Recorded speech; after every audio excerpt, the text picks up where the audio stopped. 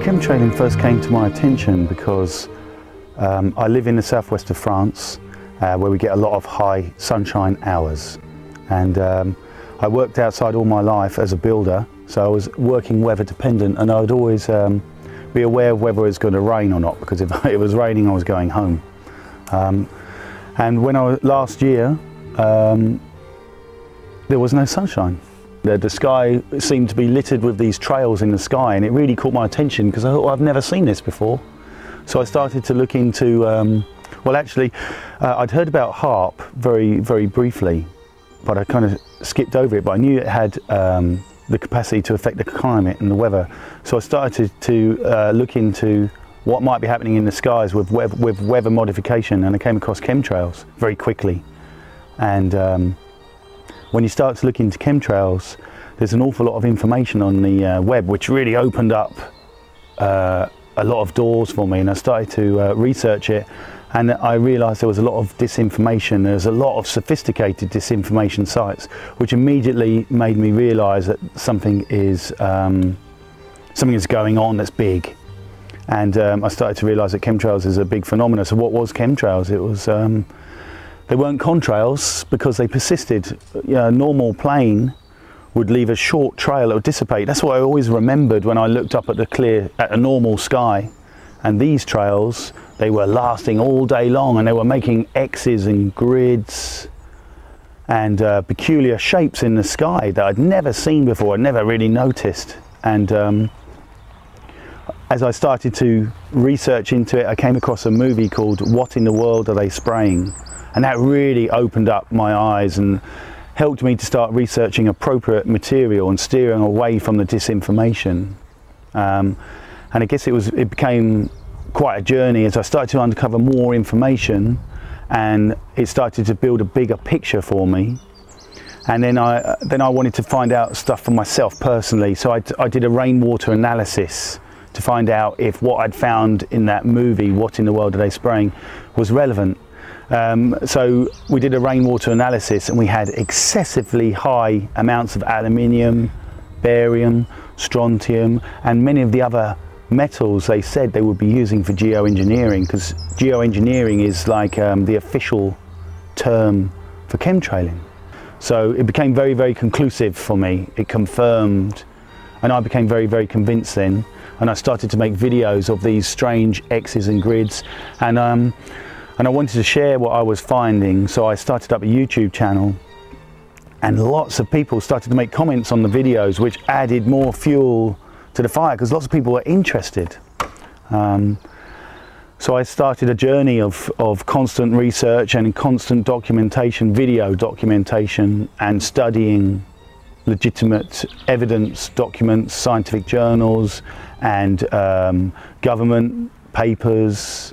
And basically I started to realise that there was a genuine thing going on, and I became convinced that I had to expose this as best I could.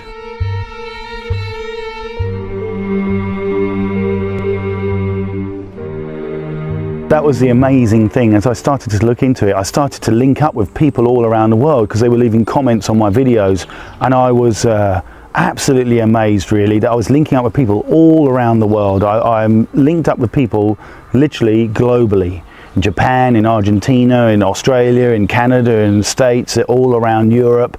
It's I was absolutely inspired by the number of people that made contact with me and wanted to know more, and were sharing what they had found.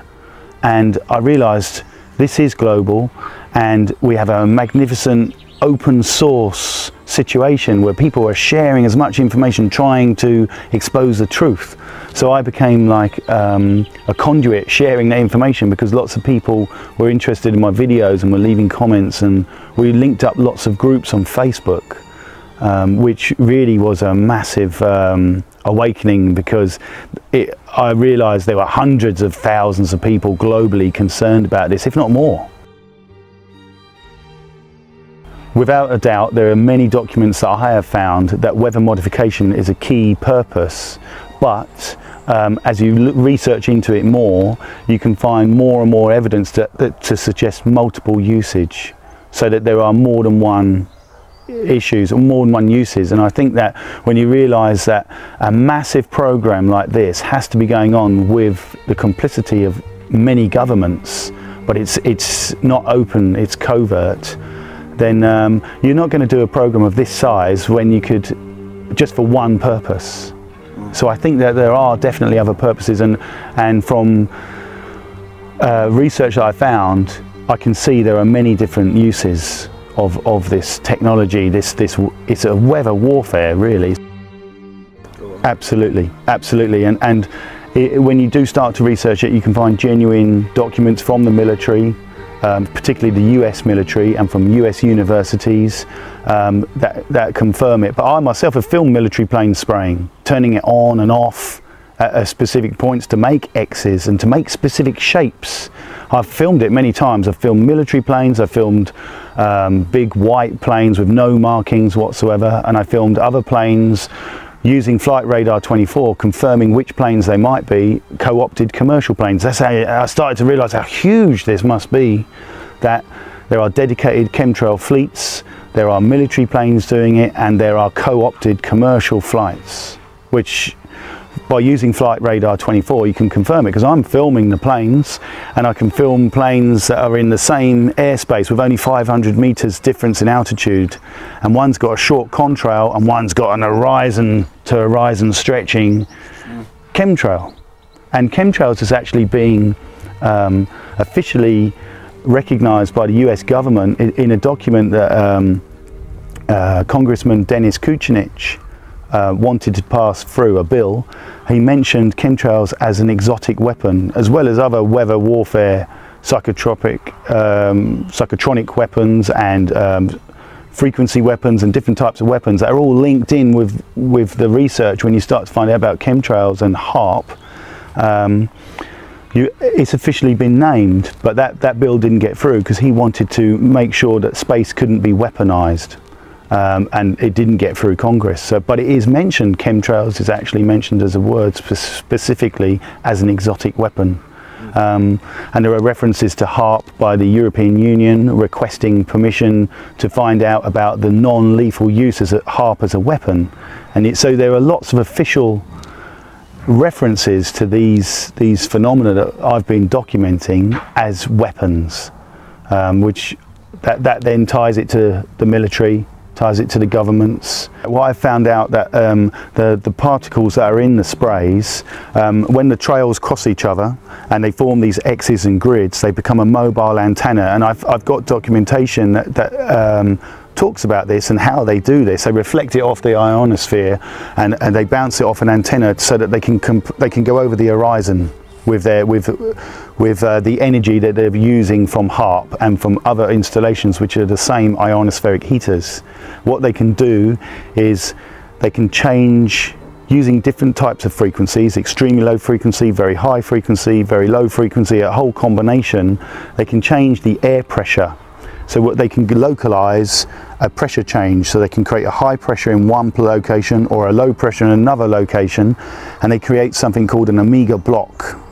And an omega block can, by creating different pressure zones, you can keep a weather front in one location, or you can create a funnel effect and channel different weather into one location. So if you want to create, for example, a drought over Iran, because your governments are targeting Iran, and it's a weather warfare, they can create a drought, and they've been experiencing the worst drought they've ever had on record, so that their food production is hit badly. And because they've got sanctions, their imports and exports are monitored and they're being affected.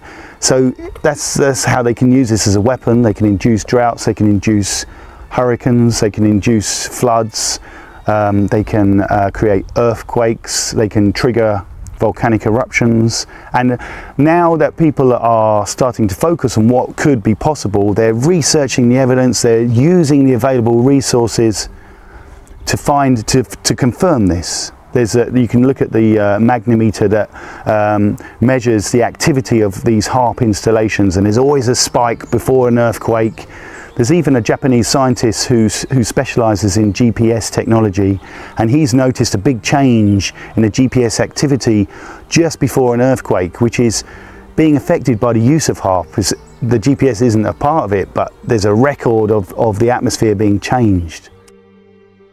And as far as global warming concerned, there's a German scientist who's recently talked to the Royal Society about solar activity and of the fact that many of the other planets are being affected. Many of the other planets are going through changes at the moment, which means that the global warming threat isn't man-made, because men aren't on the other planets and they're not affecting those planets as well. So changes happen to planets, and our planet does go through cycles. For example, the Vikings were growing barley in Greenland up until the 13th century, which means it was much warmer then. Then we had a mini ice age in the Middle Ages.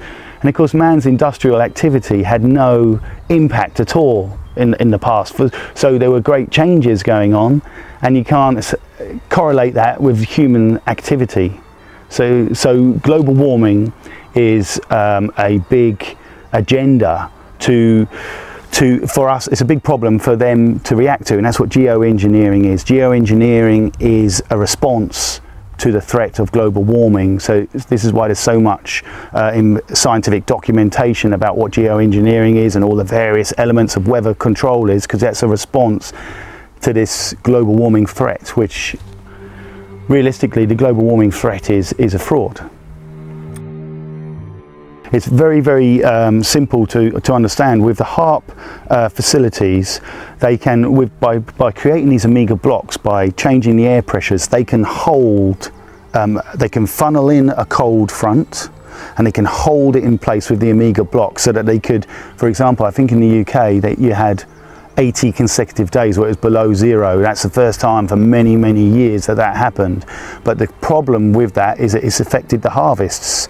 And when you affect all the harvests, the cost of the food production, the cost of food supply, it goes up. Now, we're now seeing a new market evolve in weather derivatives, where big money is being played out, where they're betting against a harvest, whether harvest is going to be good or bad, and it doesn't matter whether it's good or bad because they control the price of the grains.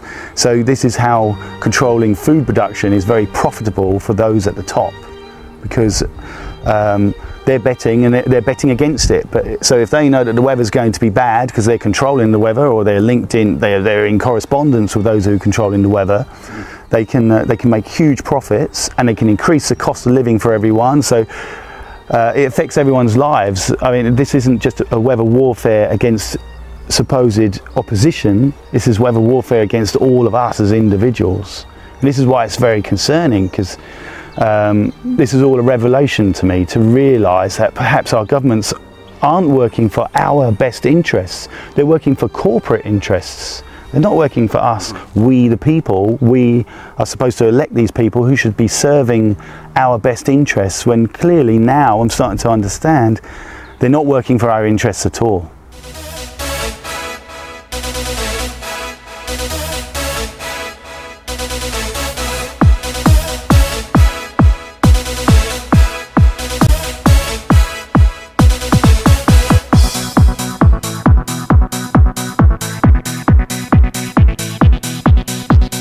Yeah, okay folks, I'm here today in Hyde Park in London for a geoengineering protest demonstration. Started off with about 5 people here, just packed out here, loads of people here. Interviews going on, live radio stream, police have been here moving on vans and all that stuff. There's a sugar boom that's been kicked on out here. Police harassing well-meaning innocent people just going about their business. Come on over here, I want to show you. When I went to school there was about 7 clouds. Now they've got all sorts of new clouds that they're trying to normalise all these chemicals raining down on us through. Look at all this. Did you see anything like that when you were young? I didn't. All new, harped out of the skies. You can see all the frequencies from the radio waves being sent up. 1 billion watts of power the HAARP facilities can shoot up to the sky, to the ionosphere, and they use the particles from the aircraft to conduct their magnetic fields. So they're changing normality, they're changing reality, they're trying to normalise these crazy clouds.